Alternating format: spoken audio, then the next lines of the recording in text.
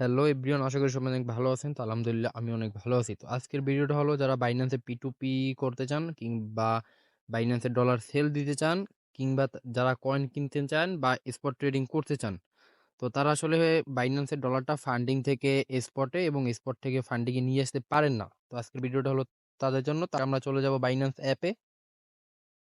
তো বাইন্যান্স অ্যাপে আসার পর আমরা চলে যাব এখানে ওয়ালেট সেকশনে। তো ওয়ালেটে যাওয়ার পর এখানে দেখবেন একটা ট্রান্সফার নামে অপশন আছে, এই যে ট্রান্সফারে ক্লিক করব।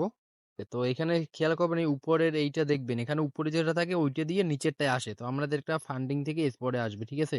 তো আমরা কি করতে যাচ্ছি, আমরা স্পট থেকে ফান্ডিং এ নিব। তো এইটা আমরা এই কানারে ক্লিক করে এটা ঘুরিয়ে দিব। তারপর এখানে আমরা ইউএসডিটি সিলেক্ট করব কয়েন।